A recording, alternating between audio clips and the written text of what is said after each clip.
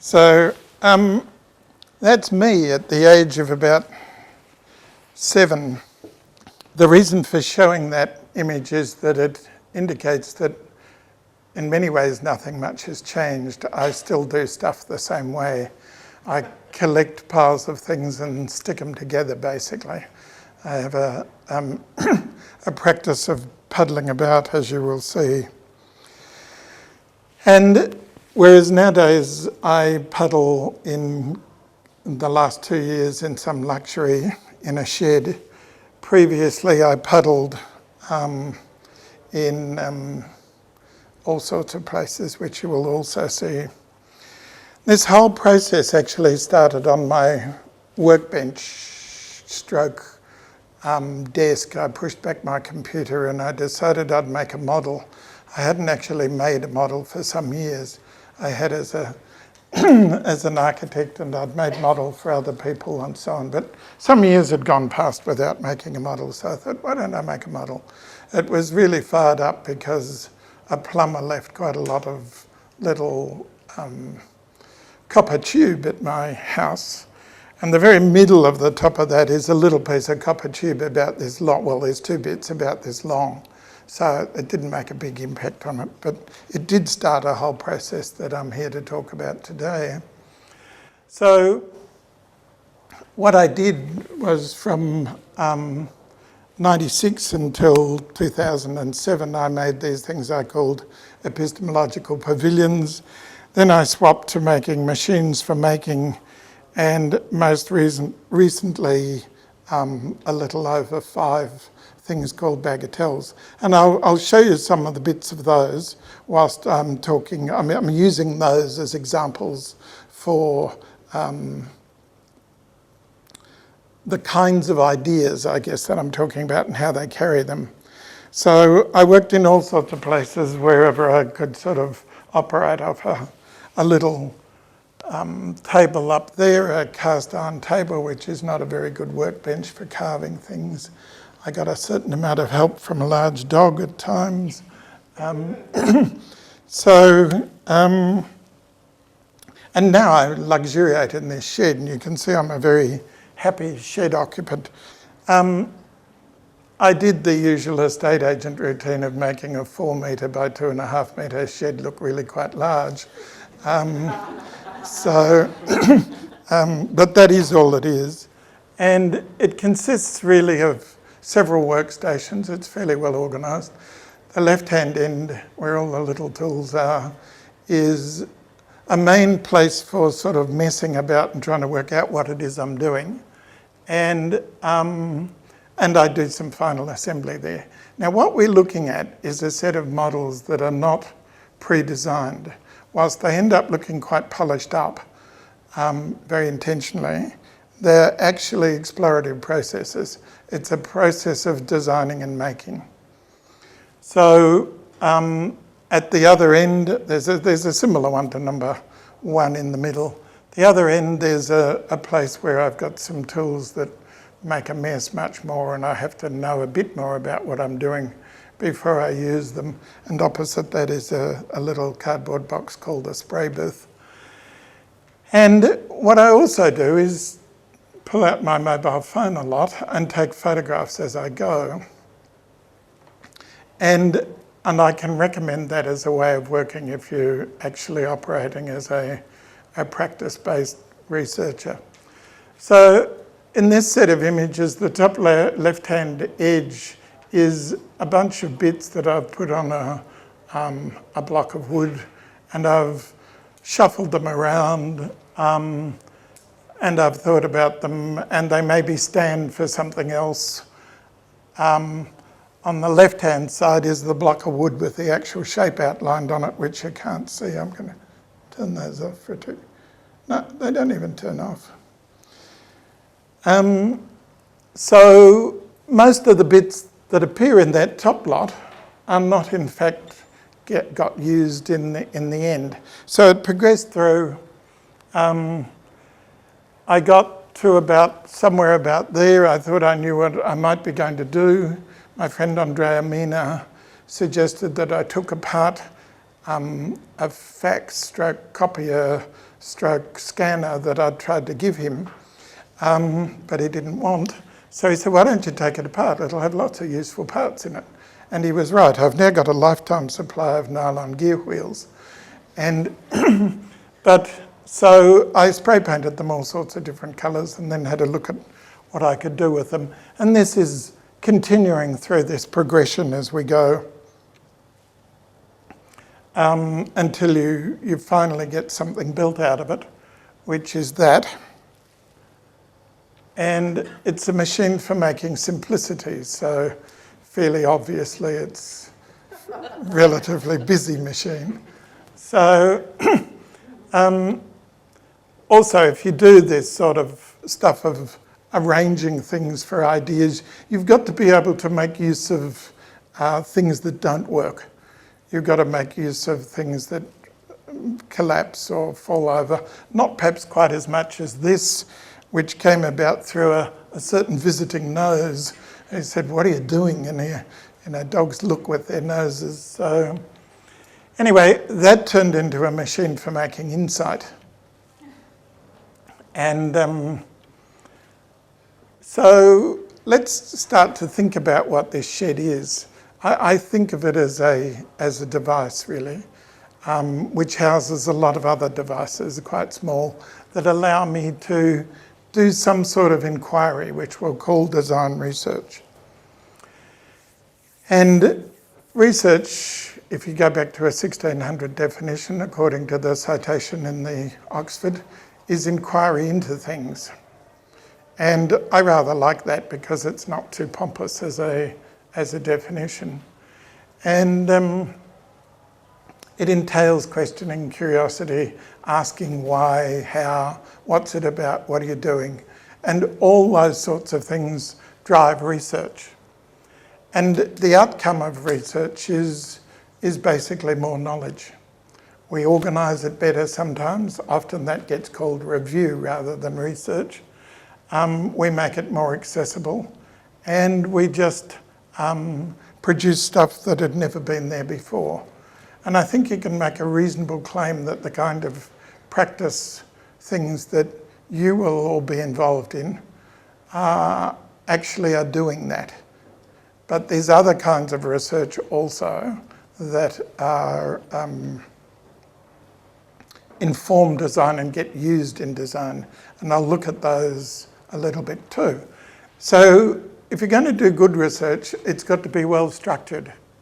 And it's got to be conducted with the intention of producing knowledge, I think. And it's got to be clear what you're doing. You've got to know why you're doing it and how. I show that particular example because it looks all right unless you think about it. When you go, no bathing, fishing or dogs. It's a category mistake. Bathing and fishing are activities, dogs are species. So don't make those kinds of mistakes if you're doing research. They're very common. And what passes for research is sometimes really nothing much more than guesses or beliefs that people have designed their research to support. And often we find unwarranted significance in stuff, so try and guard against that too, I guess. Three broad categories of inquiring. I'd say the first one is research about design, which is concerned with things like the history of design, its context, processes, and I'll talk more about each of these later. The second one is the one that's really common obviously in something like architecture or any of the design areas, and they make use a lot of research done by other people. And this is done to really support the designing activity or the making activity. So a lot of things in architecture where I originally came from, things like trade literature, people specifying how products will work, all those sorts of things, has really been done as research often somewhere along the line to underpin designing. So that's research for designing. And then finally, you might want to call it researching through designing, but it's a way of making this new knowledge and knowing through the actual activity of designing or making themselves. Okay, is that knowledge? It's at least a collection of representations of knowledge. And is knowledge somehow embodied in all the books in the library? And what's the difference between knowledge embodied that way and knowledge that might be embodied in objects that we might cause to be made or make ourselves as practitioners? So that's another one of these machines. That's a machine for making delicacy. And is knowledge somehow embodied in that? And if so, what knowledge? In this particular case, here I am with a collection of bits that I've made. If it's an attempt to embody knowledge, does it actually have much chance of success? If I think I've impressed these ideas, thoughts, items of knowledge into these elements of something that I'm making, are you going to read it the same way? Can I directly communicate with you by that or not? My answer would be yes, to some extent. But if I try and put stuff into a model, how can that be extracted out? Will other people see it? I made one object that was remarkably ambiguous. My wife thought it was a boat. The first architect who saw it thought it was a Venetian palazzo. And as it had holes cut in it that were the actual average size and spacing of windows in a Venetian palazzo, he obviously had that knowledge, and this clued him in. It also had a couple of little funnels that looked like such buildings. So those bits I just showed you were out of this, and this is a machine for making zephyrs, for blowing some of the other things that are made by the other machines about. So if we're talking about this research for designing and making, there's all sorts of things you can do to gather information. There's all sorts of knowledge you need to enable you to do it. You've got to have knowledge of certain kinds of tools, materials, or it might be to get other people to do it, that you know how it is done. So there's all those sorts of things, and often they draw on precedent. And if you think you don't need knowledge, try making in a knowledgeless way. That is not doing something that sort of reverses or destroys our knowledge or uses things. E.g., let's say you know a process takes place at a certain temperature, so you willfully do it at another temperature. That isn't what I'm talking about, because you already have a lot of knowledge there to just do that. Try not to have any knowledge when you make or design something. Good luck. More about researching for designing. In my case, doing pavilions. At this case, here's a range of things that informed my thinking in some way. And I can map those appearances of these things into those things. I'm fascinated by things that look like this, basically, and bits of machinery of various kinds. So I go and take photographs of them, and they find their ways into what I make. But also other useful sources of knowledge might well be people. In this case, this is my father. And I learnt a lot of techniques and how to make things from him.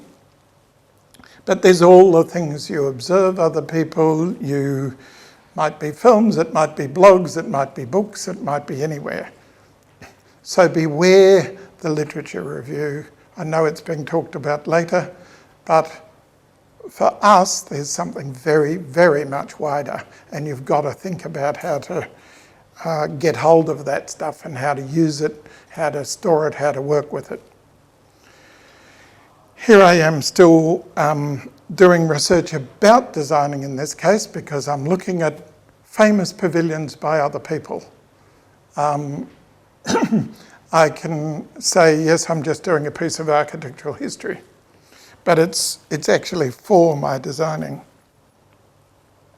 And there I am at a previous workbench, actually starting to do the stuff I showed you 3 slides of all those images, mainly mobile ones, of what I did, what I played with, what I thought. And if you're going to turn this into something really useful for you, it's thoroughly worthwhile documenting it. I'll give you one example here of how that went. This is a particular one of the pavilions where I worked with knowledge of a number of different buildings and, in fact, a model of a building that was never built. I pinched bits ruthlessly from everywhere. I distorted them. I filled with them.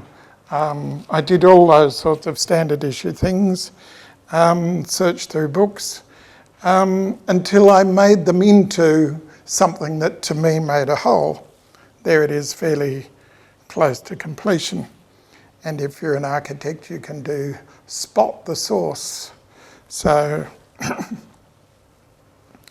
but then I've also done research about my own designing.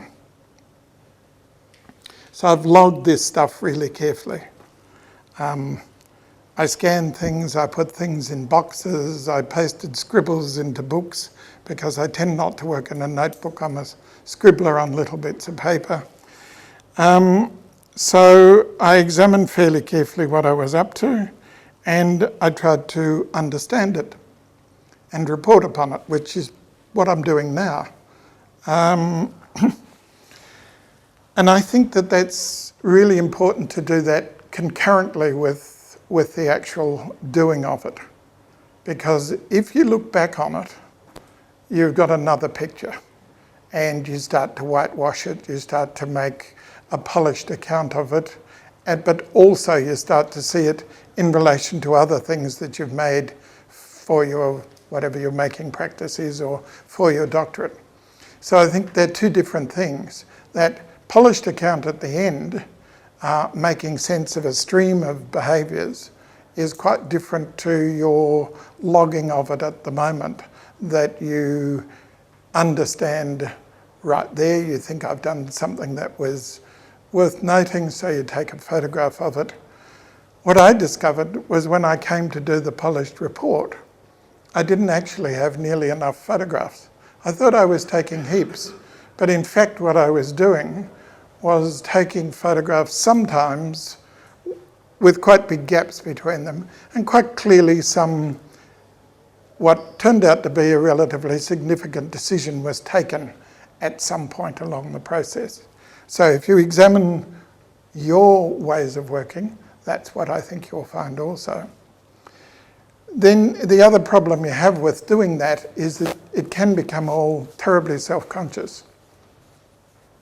And that you're going, oh, well, I'd better reorganise it because it looks daggy, or I won't show that image, or I better redraw my scribble because it's not a good enough looking scribble, or whatever, if you're going to actually make this publicly available.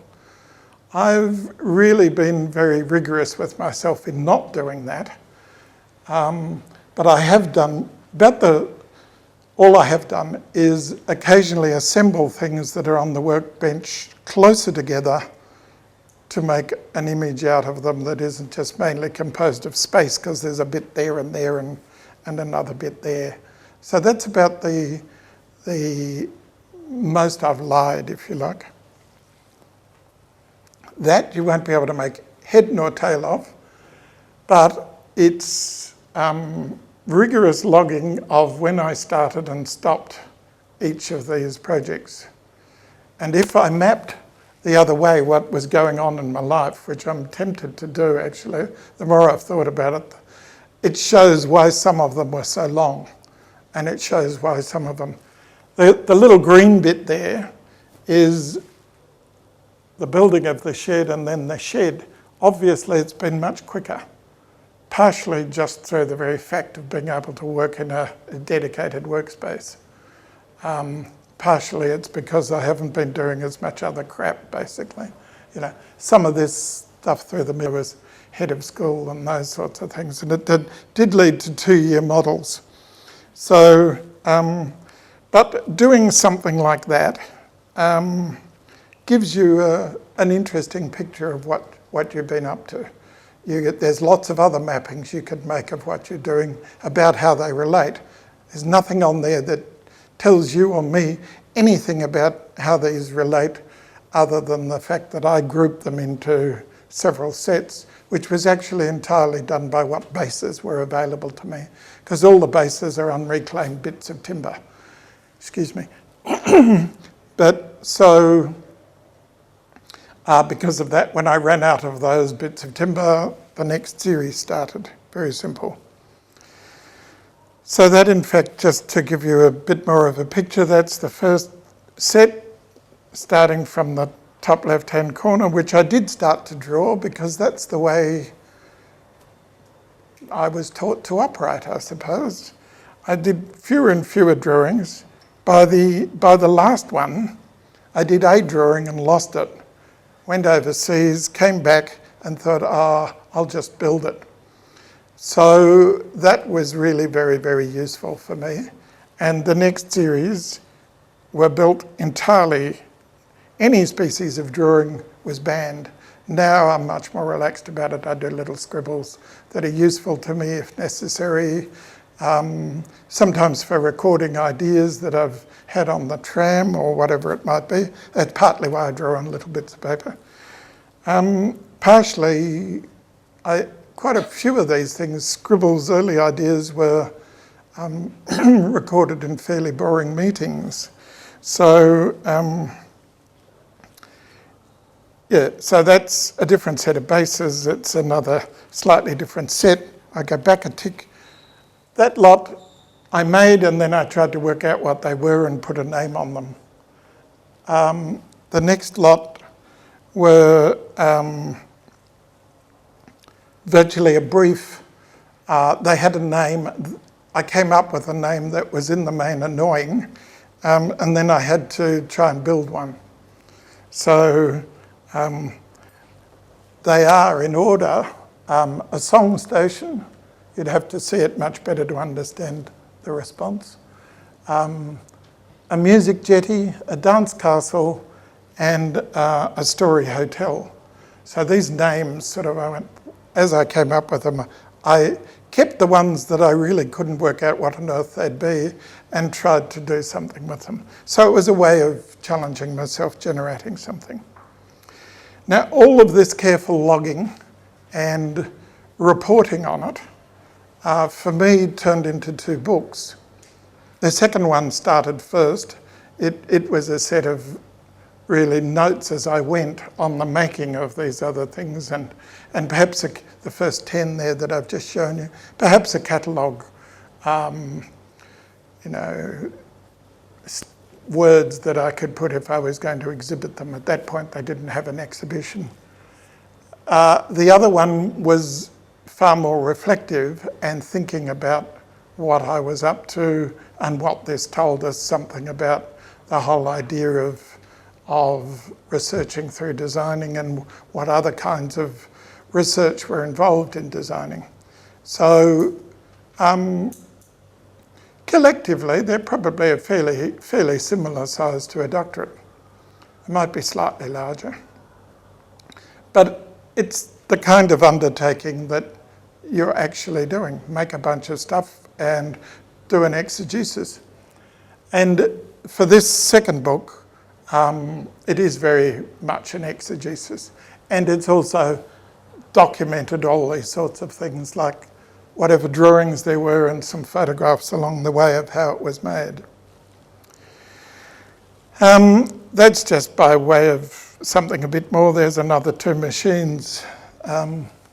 It's a machine for making grace and a machine for making faces. It operates behind the backs of the other machines. So we operate, all of those of us who make things and design things, operate in a exhibition culture, basically. There's not much use unless other people see it, even if it's only exhibiting it to your friends or the cat or whoever will pay attention to you. But fundamentally, we do operate in an exhibition culture. So this was one of 3 exhibitions that we had about architectural modelling and the way it works, basically, at the museum, because they collaborated with us. And if we think about this showing and telling, I'm back to another device along with the shed.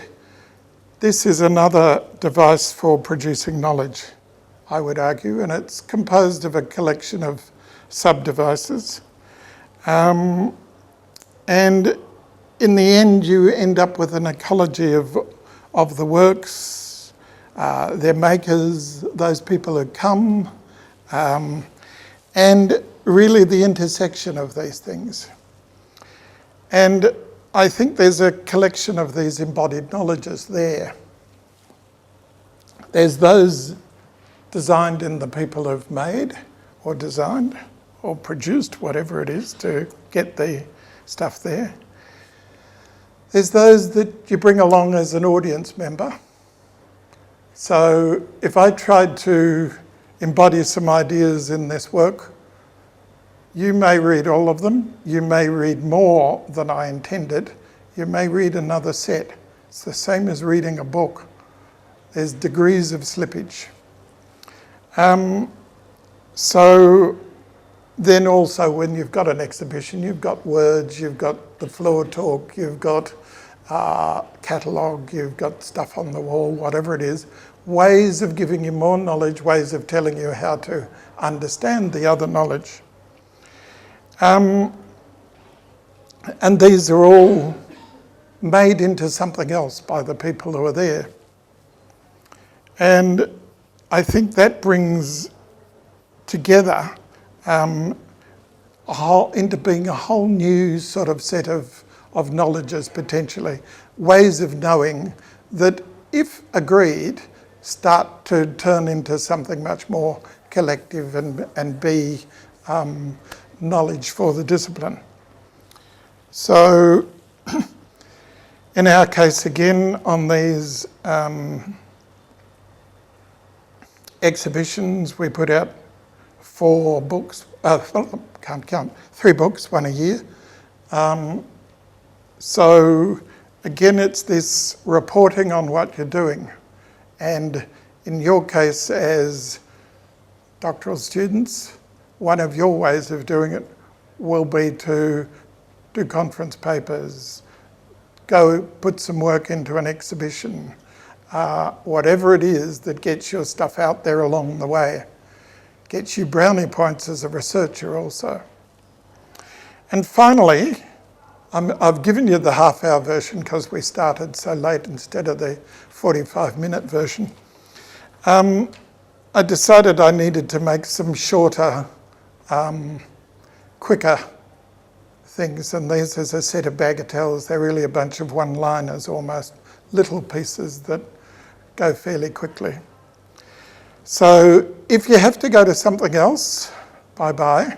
If you want to ask me some questions, I'm quite happy to stay here. So that's it.